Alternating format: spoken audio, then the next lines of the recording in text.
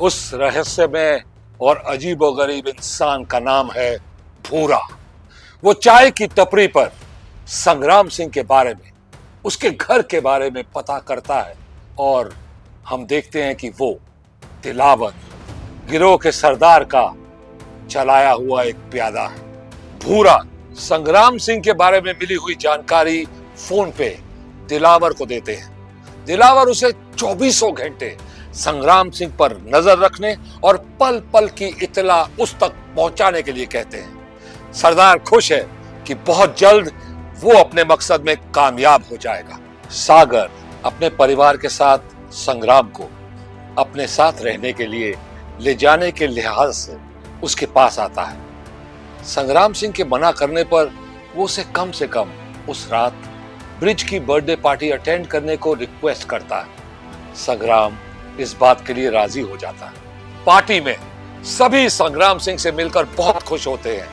उनकी bank robbery की हकीकत उनकी जुबान से सुनने के बाद यंगस्टर्स तो मेस्मराइज हो जाते हैं। वहीं थोड़ी दूर पर कुछ लालची और बेगैरत धनवान लोग सागर से उसकी एक करोड़ों की जमीन, जिस पर कई लोगों की नजर है, गुजारिश करते हैं कि उसकी पहरेदारी के लिए संग्राम सिंह को लाया जाए। अगर संग्राम सिंह इस बात के लिए राजी हो जाते हैं तो वो कम इंटरेस्ट पर भी पैसे इन्वेस्ट करने के लिए तैयार हैं। उन्हें बस उस जमीन के लिए एक पहरेदार चाहिए। पहरेदार संग्राम सिंह। आइए अब आगे देखें। मैंने प्यार किया तुझे सरस्वती समझ के, तेरे बाप ने मुझे जलाया अगरबत्ती समझ के। Your brother is a dynamite Kiran. भाई साहब 1 मिनट। क्यों भाई, खैरियत? हाँ हाँ सब खैरियत है। तो भाई यही बता दो, कोई राज की बात है? आपके मतलब की बात है भाई साहब। Okay, excuse me. आइए भाई साहब, आइए।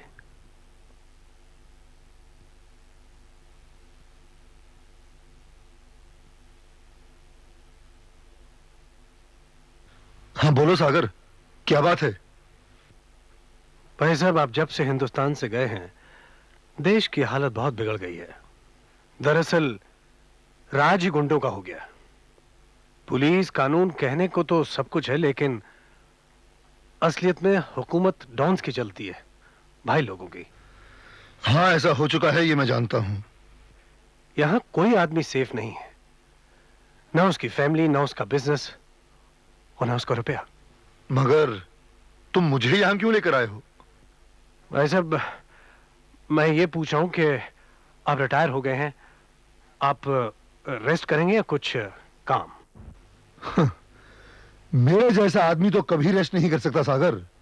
जब तक दिमाग हरकत में है, हाथ पैर चलते हैं। जो करता आया हूं वही करता रहूंगा। पहले अंदर से ड्यूटी करता था, अब बाहर से ड्यूटी करूंगा। मैं समझा नहीं। मेरा मतलब मैं उन गैर कानूनी और एंटी सोशल एलिमेंट्स लोगों के खिलाफ काम करूंगा जो हमारे देश को उधेड़ने में लगे हुए हैं। हाँ हाँ, बिल्कुल प्रैक्टिकल नहीं भाई साहब। आपने इतने बड़े बड़े कारनामे किए, इसकी एवज में आपको क्या मिला? नाम और शोहरत? बहुत हो गई ये समाज सेवा, बाहर आई इस गरीबी की जिंदगी से। तुम मुझे गरीब समझते हो सागर? गरीब नहीं तो और क्या है आप? गरीब वो जिसकी जरूरत हैसियत से ज्यादा हो, और मेरी कोई भी जरूरत मेरी हैसियत से ज्यादा नहीं है सागर। तन को कपड़ा, रहने को घर, खाने को पेट भर की रोटी बड़े आराम से मिलती है। रात को जब बिस्तर पर लेटता हूं तो दिन भर का हिसाब अपनी आत्मा को देता हूं, और फिर ऐसे सोता हूं कि सुबह झिंझोड़ झिंझोड़ कर उठाना पड़ता है। और क्या चाहिए इंसान को? बहुत कुछ, और मैं वो सब कुछ आपको देना चाहता हूं। मेरा दामन तुम्हारे उस बहुत कुछ के लिए तंग है सागर। जो चीज चाहिए नहीं उसकी आरजू करना बीमारी को दावत देना है। छोड़िए बेकार की बातें भाई साहब। आज के बाद आप मेरा कारोबार संभालिए। दुनिया की हर खुशी, हर आराम मैं आपके चरणों में डाल दूंगा। मुझे जिस आराम की जरूरत है वो मुझे मुयस्सर है सागर। नहीं है भाई साहब, नहीं है। जिद मत कीजिए। अपनी पोजीशन और आपकी जब मैं हालत देखता हूं तो मुझे अच्छा नहीं लगता।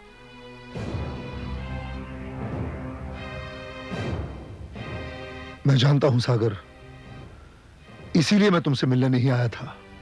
आई एम सॉरी भाई साहब, आप मुझे गलत समझ रहे हैं। मैं भाई हूं आपका। हो भी और नहीं भी। जहां तक मैंने तुम्हें समझा ना सागर, तुम हमेशा अपना हर रिश्ता अपनी गरज, अपने मतलब और अपनी जरूरत के लिहाज से बनाते हो। उस वक्त भी तो तुम मेरे भाई ही थे, जब तुम अपने स्वार्थ के लिए अपने परिवार समेत मुझे अकेला छोड़कर चले गए थे। मुझे उस हरकत का बहुत अफसोस है। मैं शर्मिंदा हूं। प्लीज फॉरगेट इट भाई साहब। मैंने तो तुमसे कभी शिकायत तक नहीं की, और मैं तो इस बात का जिक्र तक नहीं करना चाहता था। तुमने जख्म छेड़ा तो दर्द बोला। खैर, तुमने यहां आने की वजह अभी तक नहीं बताई। वजह का इशारा तो दे चुका हूं। आप मेरा कारोबार संभाल लीजिए भाई साहब। मैं समझा नहीं। भाई साहब, आए दिन लेबर की प्रॉब्लम, यूनियन की धमकियां, हड़तालें। बांट कर खाओ सागर, सवाल खुद ब खुद हल हो जाएंगे। कैसी बातें करते हैं भाई साहब? बिजनेस मैं कायम करूं, मिल फैक्ट्रियां मैं लगाऊं और बांट दूं घरों में। गैरों को अपना समझो सागर, यह प्रॉब्लम भी सॉल्व हो जाएगा। वर्कर्स मालिक के हाथ होते हैं सागर। तुम अपने हाथ काट देना चाहते हो, नुकसान तो होगा ही। आप नहीं समझते भाई साहब, आप कुछ नहीं समझते। हो सकता है मैं कुछ नहीं समझता, मगर मैं इतना जरूर समझता हूं कि अपनों को बेगाना और बेगानों को अपना बनाना अपने हाथ में होता है। खैर, मैं मतलब की बात पर आता हूं। पहले ही उसे करते तो कितना वक्त बच जाता। क्यों? भाई साहब, आप मेरा कारोबार संभालिए और उन एंटी सोशल एलिमेंट्स को सबक सिखाइए। ये मेरी पहली जरूरत है। और दूसरी जरूरत, जो पहली से भी अहम है, वो ये है कि मेरे पास एक जमीन का टुकड़ा है जिसकी कीमत करोड़ों में है। भाई साहब, 2 अलग अलग गैंग से उस जमीन पर गैर कानूनी कब्जा कर रखा है।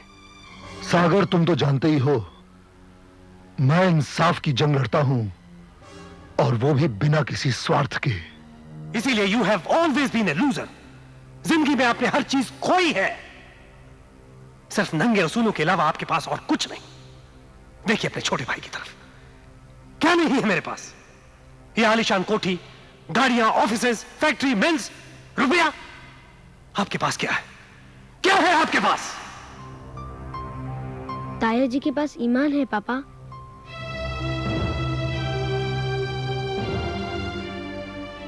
चलिए भी, केक नहीं काटना, लोग इंतजार कर रहे हैं। भाई साहब, आप तो चलिए। चलो।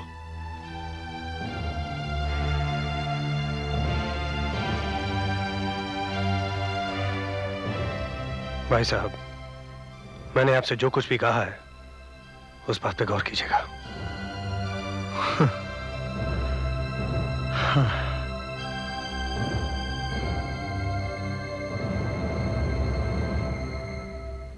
चलो बर्थडे बॉय, केक काटो।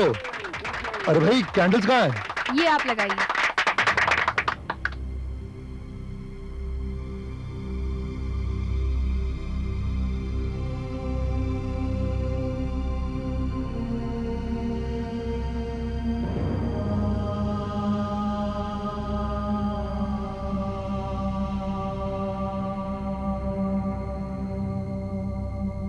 नहीं मम्मी, डैडी के आने के बाद हम केक काटेंगे।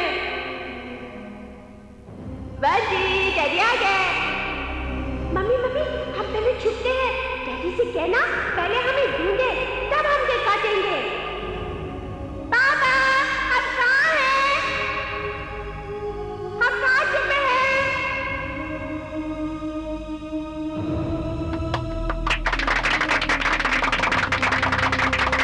Happy birthday to you.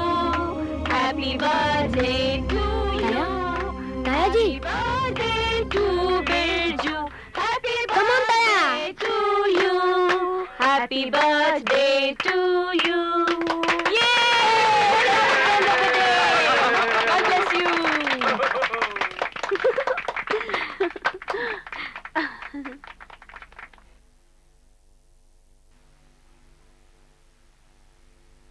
ऐसी कौन सी बात हो गई है?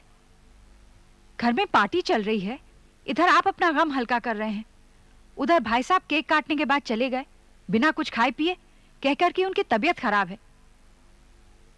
आखिर बात क्या है? होने को रह ही क्या गया है शारदा, तुम अच्छी तरह जानती हो, एक तरफ मेरी फैक्ट्री में हड़ताल चल रही है और दूसरी तरफ फाइनेंसर्स मेरी छाती पर आकर बैठ गए हैं। मैंने भाई साहब से रिक्वेस्ट की थी कि मेरे बिजनेस में आके लग जाए। मैं अकेला हूं, 1 और 1 11 हो जाएंगे, लेकिन नहीं, सिद्धांत उन्हें अपने ही भाई के साथ काम करने की इजाजत नहीं देते। अगर एक भाई दूसरे भाई से मदद ले ले तो इसमें बुराई क्या है? बुराई है शारदा, उनकी नजर में बुराई है। उनकी नजर में मिल मजदूर और मिल मालिक में कोई फर्क नहीं। जिन्हें पांव के नीचे दबा के रखना चाहिए वो उसे सर पे बैठा के रखना चाहते। सुनिए, ऐसी कोई प्रॉब्लम नहीं जिसका हल नहीं हो सकता। उनके विचारों पर चलकर देखिए, शायद कोई हल निकल आए। कहाँ हल निकलेगा? उनके विचारों पर चल के देखा तो कल मुझे अपनी फैक्ट्री में एक मजदूर बन के रह जाना पड़ेगा, और मेरा ही कोई एक मजदूर उस फैक्ट्री का मालिक। मैं यहां इस मुकाम तक अकेले पहुंचा हूं शारदा। उन्होंने जिंदगी में क्या हासिल किया है? कुछ तगमे, कुछ इनाम, जिन्हें बेचकर वो 2 वक्त की रोटी नहीं खा सकते। सिद्धांत की बात करते हैं।